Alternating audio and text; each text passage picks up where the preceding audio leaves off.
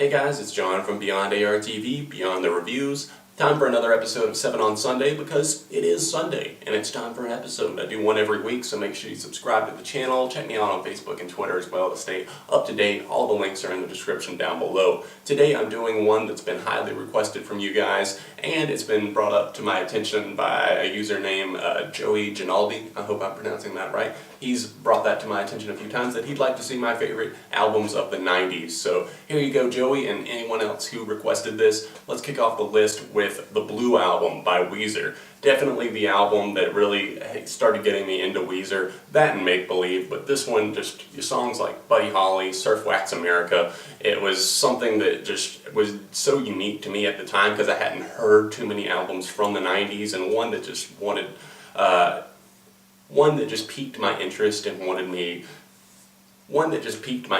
got me wanting to check out other albums from the 90s, so I definitely owe a lot to this album. Say It Ain't So, definitely the classic song that got me to check out this album. Of course, who could forget Holiday, My Name is Jonas, No One Else. Really, of course, the classic Undone the Sweater song. I mean, who would have ever thought that would be on the radio, Undone the Sweater song? You know, I still hear that from time to time. It's kind of a funny song, but it's also extremely enjoyable. So I'm also really excited for Weezer to please put out another record. It's been a while. It's been like 4 years now. Next up is one that I recently reviewed, so you probably figured this would be on here. In the Aeroplane Over the Sea by Neutral Milk Hotel. If you want to see my review, I will definitely link that in the description down below so you can see more details on that, but it's definitely one that's just all over the place. Lo-fi, indie, psychedelic folk rock, indie rock. It's a little bit of everything, and it's wonderful. Next up is an album that really started to pioneer the emo genre, Diary by Sunny Day Real Estate.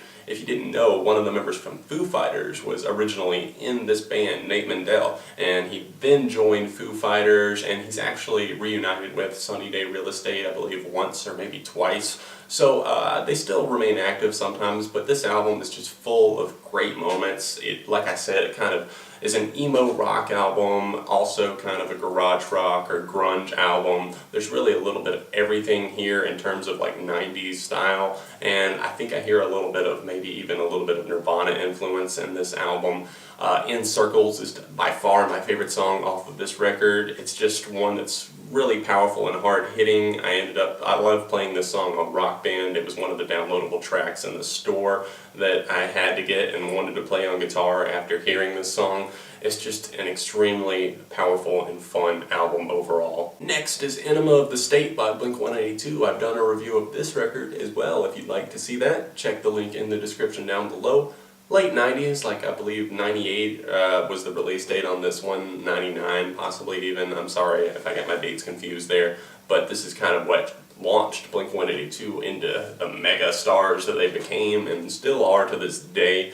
All the Small Things was the song that really set it off, but there's so many other good songs on this record that get overlooked. Sometimes I feel like Going Away to College, Dysentery Gary, there's just songs on here that just get overlooked, and I think that this album from time to time is one that deserves to get played as a full, just because of the fact that it's such a good pop-punk record. Dooky by Green Day, you guys knew this one would be on here. Of course, I've reviewed that. I'm not going to keep pointing you guys to the description down below because you know by now. You know they're down there. Dooky, Green Day, need I say more? You probably heard the record. It's just a blast to listen to from start to finish. 2 more to go. Up next is Mellow Gold by Beck, one that I've never really talked too much about. I think I've mentioned it a few times on Twitter and that sort of thing, but I like to listen to this album from time to time just because it holds up so well over the years. At the time, I'm sure it was a little bit just weird to people, things that Beck was talking about on the record. It's not something that, you know, you would typically put as lyrics into your songs, but the song Loser found its way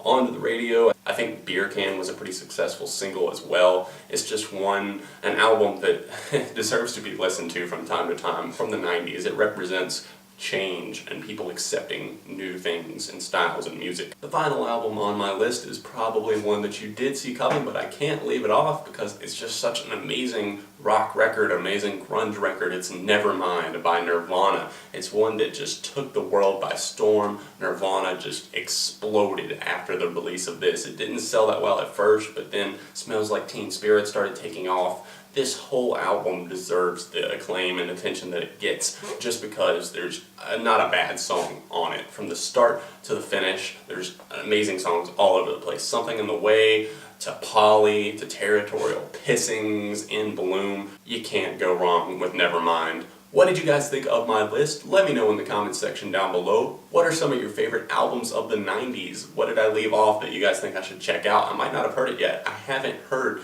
an amazing amount of albums from the 90s, I'm not going to lie to you, because it's not my favorite time in music.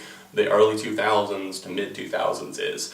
But what did you think of the list? Let me know in the comments section down below, and hit the like button, subscribe to the channel, share it with a friend. Anything helps grow the channel. I appreciate you guys so much for watching right here, Beyond ARTV, Beyond the Reviews. I'll see you very soon.